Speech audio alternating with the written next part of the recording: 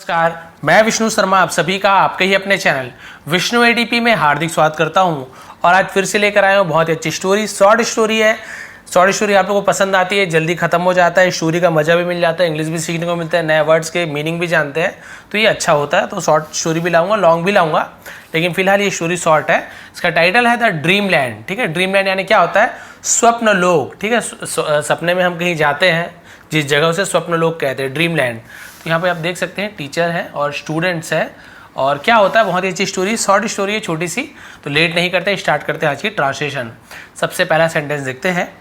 A long time ago. ठीक है, long time यानी बहुत पहले समय, टाइम यानी समय, अगो यानी पहले। ठीक है, तो ये बहुत पहले का, तो उसे हम क्या बोलते हैं? Long time ago. ठीक है, बहुत पहले, बहुत समय पहले। There was a school. एक स्कूल था। ठीक है, स्कूल की स्कूल ही बोलूँगा, पाठशाला, शाला बोलूँगा, जो चीज़ समझते हैं उससे समझाने से कोई मतलब नहीं है। ठीक है, तो एक स्कूल था। देयर डमी वर्ड है, आप सभी को पता है। बहुत समय पहले एक स्कूल था। इन दैट स्कूल, इन यानी में, दैट यानी उस, है ना, स्कूल, उस स्कूल में there was a certain teacher. ठीक है, देयर वॉज अ, देयर यहाँ पर भी क्या होगा? डमी वर्ड है। अ सर्टेन टीचर यानी कुछ, अ सर्टेन यानी कुछ। ठीक है, टीचर्स यानी क्या होते हैं? शिक्षक थे, कुछ शिक्षक थे। क्या थे? हु यानी जो, had a habit of taking. ठीक है, हैड अ हैबिट। अब यहाँ पे हैड का मतलब क्या होगा? किसी के पास कुछ चीज़ था, तो हम वहाँ पे हैड का यूज़ करते हैं, क्योंकि यहाँ पे कोई थर्ड फॉर्म वर्ब तो है ही नहीं, तो ये आपका पास्ट परफेक्ट टेंस वाला नहीं होगा। देखिए, पूरा देखेंगे समझ आएगा। Who had a habit. ठीक है, जिन्हें आदत थी। ठीक है, जिन्हें आदत थी। क्या चीज़ की आदत थी? Of taking a short nap. Taking a short nap, तो टेकिंग यानी लेना। ठीक है, अ शॉर्ट नैप यानी छोटी झपकी, यानी छोटी छोटी झपकी, थोड़ी देर की झपकी, उसे शॉर्ट नैप बोलते हैं। नैप यानी झपकी, झपकी मानना आप सबको पता है, थोड़ी थोड़ी देर के लिए सोना, तो उसे हम शॉर्ट नैप बोलते हैं, थोड़ी देर के लिए सो जाते हैं। ठीक है, तो उन्हें आदत थी शॉर्ट नैप लेने की, छोटी झपकी लेने की, थोड़ी देर सोने की। एवरी आफ्टरनून, हर दोपहर वो क्या करते थे? टीचर, कुछ ऐसे टीचर थे तो बढ़िया आते थे और सो जाते थे, झपकी ले लेते थे कुछ देर के लिए। फिर क्या हुआ? वन डे, एक दिन, अ स्टूडेंट। ठीक है, वहाँ से स्टूडेंट ऐसे पढ़ते, स्टूडेंट, थोड़ा उच्चारण इस प्रकार से करेंगे। तो एक विद्यार्थी गॉट अप का मतलब क्या होता है? गॉट अप मतलब होता है उठ गया। ठीक है, विद्यार्थी उठा। एंड आस्क्ड हिम, और आस्क्ड यानी होता है पूछना, हिम यानी उससे, और उनसे पूछा। किससे? टीचर से पूछा। सर, तो सर को सर ही बोलूँगा, वैसे महोदय होता है, लेकिन सर को सर ही बोलेंगे। Sir, why do you sleep every day. देखिए, बच्चा पूछा है, भाई बच्चे तो डरते नहीं है, मन के सच्चे होते हैं, पूछ लिए। वाई डू यू, तो आप क्यों सोते हो? एवरी डे यानी हर दिन या हर रोज, प्रतिदिन। आप हर रोज क्यों सोते हो? ता हो, ती हो, क्योंकि यहाँ पे देख सक रहे हैं डू इंट्रोगेटिव हमने यूज किया है। वाई डू को पहले यूज किए हैं, ये सब्जेक्ट के पहले डू, और वाई यानी क्यों होता है। तो इंट्रोगेटिव जब बनाते हैं, ता है, ती है, ते है, तो हम वहाँ पे डू का यूज़ करते हैं। निगेटिव में भी डू का यूज़ करते हैं, क्योंकि यू के साथ यूज़ हुआ ना। तो देखिए, क्लियर हो गया कि सर आप रोज क्यों सोते हो? क्वेश्चन मार्क, इंट्रोगेटिव इसलिए। द टीचर रिप्लाइड, शिक्षक ने जवाब दिया। आई गो टू ड्रीम लैंड, मैं जाता हूँ। गो टू, ठीक है, मैं जाता हूँ ड्रीम लैंड, स्वप्न लोक, सपने के नगरी। ठीक है, स्वप्न लोक में जाता हूँ। टू मीट यानी मिलने के लिए, टू रीड पढ़ने के लिए, टू स्लीप सोने के लिए, टू रन दौड़ने के लिए।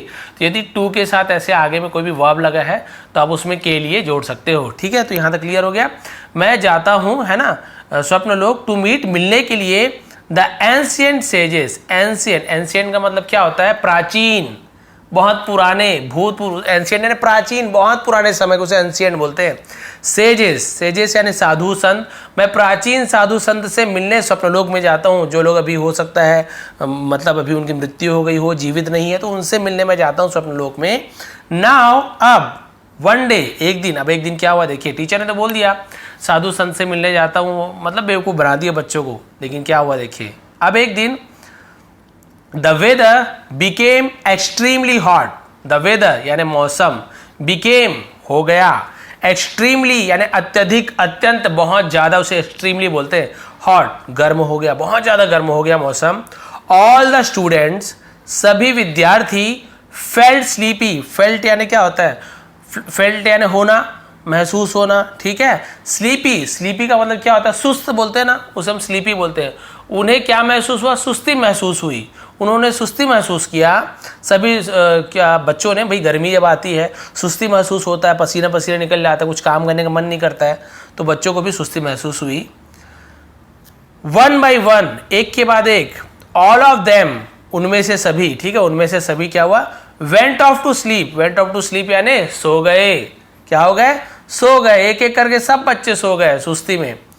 When the teacher saw, जब शिक्षक ने, द टीचर ने, शिक्षक ने, saw यानी देखा, सी का पास से देखा, देम यानी उन्हें, स्लीपिंग यानी सोते हुए, जब शिक्षक ने उन्हें सोते हुए देखा कि अरे बच्चे कैसे सो रहे हैं, ही साउटेड आउट, उसने, है ना, उन्होंने, साउटेड आउट यानी जोर से चिल्लाने को साउटेड आउट बोलते हैं, उन्होंने चिल्लाया, गेट अप, उठ जाओ, गेट अप यानी उठ जाओ या फिर उठो, वाई आर यू स्लीपिंग, तो ये आपका इंट्रोगेटिव बन गया, जो प्रेजेंट कंटिन्यूअस टेंस में इंट्रोगेटिव रहा है, रही है, लेकिन वाई पहले जुड़ा है, वाई आर यू स्लीपिंग, तुम क्यों सो रहे हो, रहा हो, रहे हो, वाई पहले लगा क्यों, ठीक है, वाई आर यू स्लीपिंग, तुम क्यों सो रहे हो।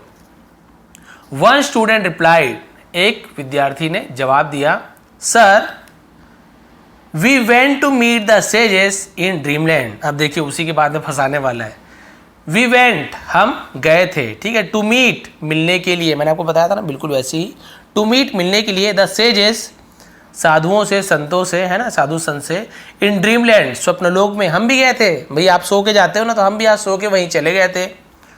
व्हाट डिड दे से, उन्होंने क्या कहा, तो क्या कहा, पास्ट टेंस में हम डिड का यूज करते हैं, उन्होंने क्या कहा, demanded the teacher, demanded, demanded यानी होता है मांग करना, यानी जवाब की मांग कर रहा है, या फिर पूछने को भी डिमांडेड कहते हैं, ठीक है, द टीचर, तो उस शिक्षक ने डिमांड की, मांग की कि बताओ उन्होंने क्या कहा।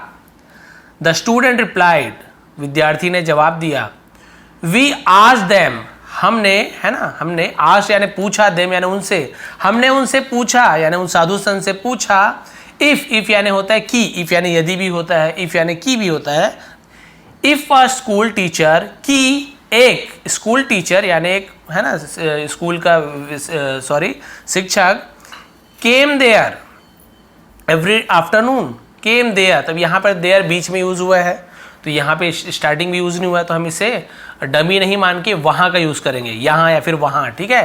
केम देयर एवरी आफ्टरनून, क्या एक स्कूल टीचर, है ना, यहाँ हर दोपहर आता है, भाई वो बोलते थे बच्चों को कि मैं तो हर दोपहर साधु संत से मिलने जाता हूँ, तो ये भी टीचर को बोल रहे हैं, हम भी भाई सपने में गए थे साधु संत के पास, और हमने पूछा कि क्या वहाँ हर रोज, हर दोपहर एक स्कूल टीचर आते हैं, बट लेकिन, दे सेड, उन्होंने कहा, दैट की, उन्होंने कहा कि, they had seen no such person, they had seen, ठीक है, तो इसका मतलब क्या होगा कि उन्होंने नहीं देखा है, दे हैड सीन नो यानी नहीं, सच पर्सन यानी ऐसे व्यक्ति को, कि उन्होंने ऐसे व्यक्ति को या फिर ऐसे किसी व्यक्ति को नहीं देखा है। साधु संत ने बोला भाई हमको टीचर कि हमने तो कोई ऐसे व्यक्ति को नहीं देखा है, या फिर ऐसे आप जो टीचर बोल रहे हो हमने तो ऐसे किसी को नहीं देखा है। अब क्या हुआ देखिए, बाद में फंस गए।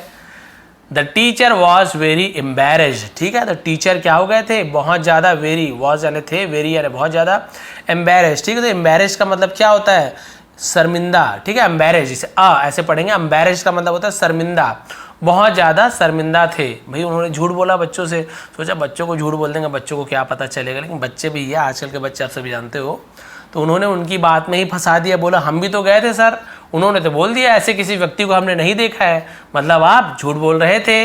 तो टीचर को अब क्या हुआ, शर्मिंदगी महसूस हुई कि मैंने झूठ बोला, पकड़ा गए।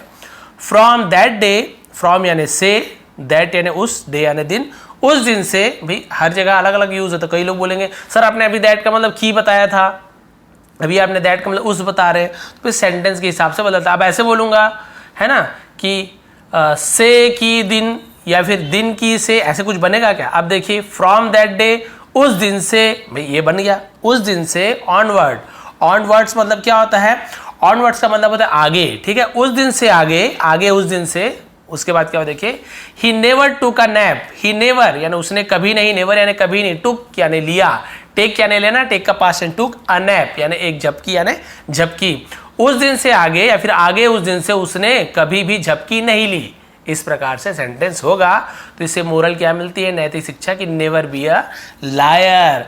इसका मतलब कभी झूठे मत बनो, नेवर यानी कभी नहीं, बी यानी बनो, अ यानी एक, लायर यानी झूठे, कभी भी झूठे मत बनो। तो भाई सीधी सी बात है, आप चाहे बच्चे हो चाहे बड़े हो, कभी भी आपको झूठ नहीं बोलना चाहिए, क्योंकि यदि झूठ पकड़ में आती है तो आपको शर्मिंदगी महसूस होती है। ये तो शर्मिंदगी की बात थी, बच्चे के साथ झूठ बोले। कई बार तो ऐसे होता है झूठ बोलने के चक्कर में और झूठ बोलना पड़ता है, वो झूठ को छुपाने के चक्कर में और झूठ बोलते हैं, फिर ऐसे गहराई में फंसते चले जाते हैं कि आप बाद में सोचते हैं यार उससे अच्छा सच ही बोल देना था ना, थोड़ा सा लड़ाई झगड़ा होता, थोड़ा सा बुरा भला बोलते मुझे, लेकिन कम से कम ये धब्बा तो नहीं लगता। अगले बार से क्या होगा, उसकी बात पे कोई भरोसा करेगा क्या, नहीं। लेकिन वही सच बोल देते पहले तो क्या होता कि अगली बार उसकी बात पे भरोसा तो करेंगे, लेकिन एक बार आदमी जब झूठ के ऊपर झूठ बोलते गया तो अगली बार जब वो सच बोलेगा तो भी कोई भी उसकी बात नहीं मानेंगे।